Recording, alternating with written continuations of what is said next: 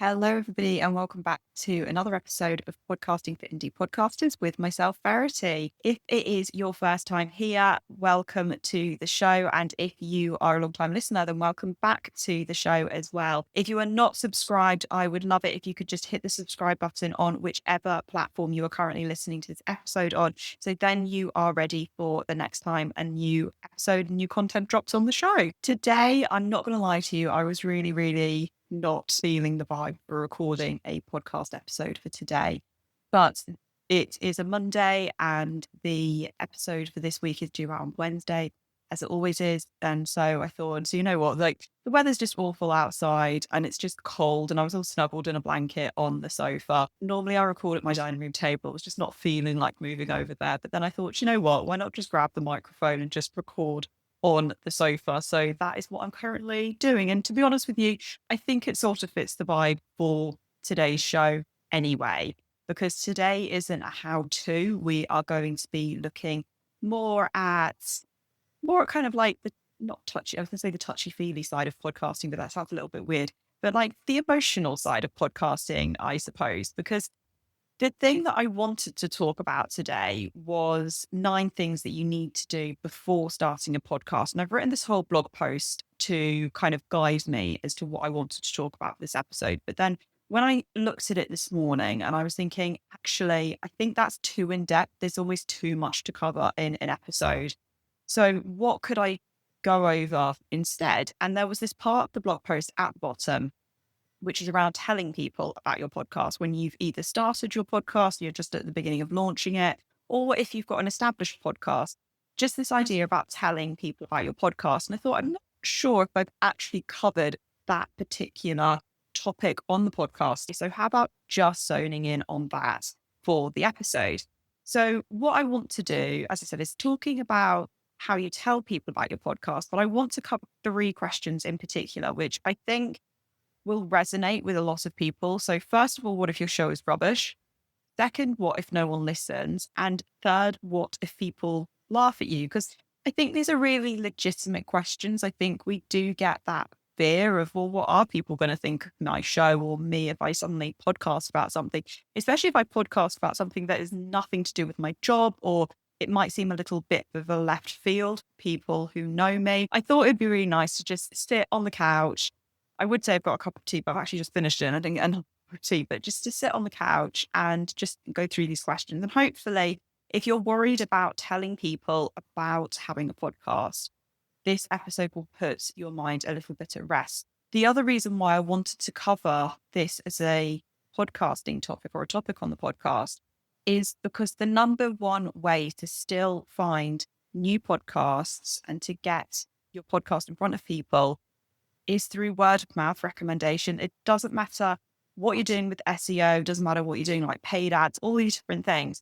The number one way of finding new podcasts, of sharing podcasts, is through word of mouth. So you are more likely to discover a new podcast because somebody has recommended it to you than through any other method. And yes, I know I talk about SEO a lot. SEO is a strong part of my strategy, but we've got to be talking podcasts as well, because as I said, this is how people discover new content. So first of all, first thing that might be thinking why you don't want to tell people about your podcast is, what if your show is rubbish? And I think for this question in particular, I'm looking at anybody who is new to podcasting and maybe is just about to launch or has only launched a few episodes. You're thinking to yourself, what if my show is rubbish? And what I would say to you is the first few episodes that you do probably will be quote unquote rubbish. And I say quote unquote because actually the fact that you've got to creating a podcast is absolutely amazing. And I don't think anyone should take that away from you at all. You've got some episodes published. But what you've got to remember is that podcasting is a journey.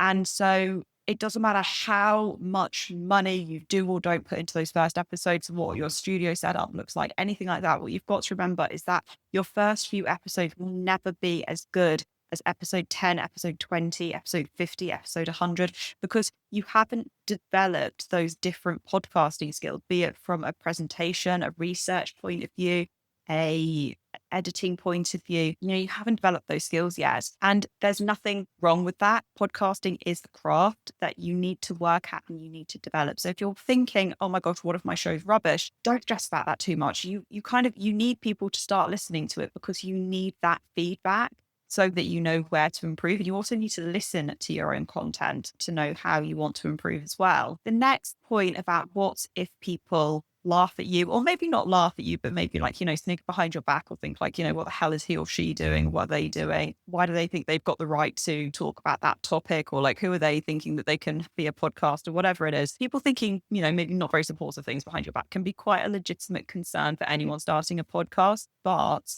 I have to say, in my experience, and maybe I've only had a narrow experience, but in my experience, nobody's done that. People are much more likely to come along and be like, oh my gosh, that's amazing. Like, how did you learn how to do that? Or can you show me how to do this? Or wow, how do you fit that in with the kids? Or how do you fit that with your job or what have you? And I think anyone who does laugh at you, just ignore them because they're probably a little bit jealous. That's what I tell the kids anyway. And that third concern of what if no one listens? I think when you're starting a show, maybe when you're a couple of episodes in, wherever you are on your podcasting journey, I would really, really beg you to not go into a podcasting project with the mindset that no one's going to listen, because I think then you're just going to be quite overshadowed with the idea and the obsession of getting an audience as opposed to the idea of putting out really, really good content. And that's the important thing. You need to be producing good content and kind of ignore the little voice you had being like, what if no one listens? Somebody is going to listen to your podcast. I promise you. There are like, what's the statistic? I don't know, 7 billion people on this planet at this point. Somebody is going to listen to your show. And if your nan is the only supporter you have, which is very unlikely that she will be your only supporter, do you know what? Good for your nan.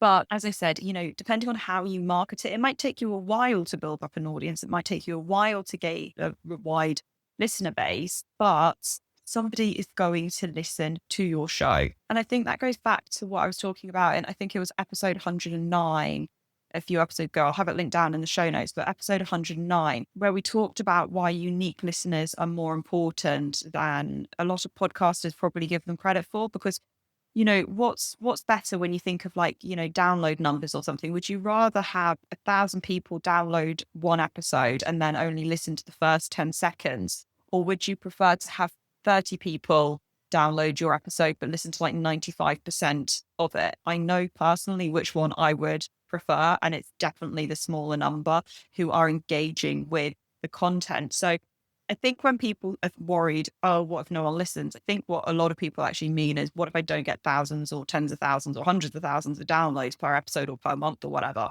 And I don't think that that's necessarily a concern that you need to be having, especially in the beginning. You just need to be enjoying the craft that is podcasting and getting into it, building those skills up, and enjoying the learning process that comes with it. On that note, as I said at the beginning, this has not been a how-to or a tutorial this episode, but I hope it's given you something to think about around those thought processes that we sometimes have around why we might not be starting our podcast, or what might be holding you back from developing your podcast in further ways. If you've enjoyed this episode, I would love it if you could hit the subscribe button so that you're subscribed for the next episode. Thank you, and I will see you next episode.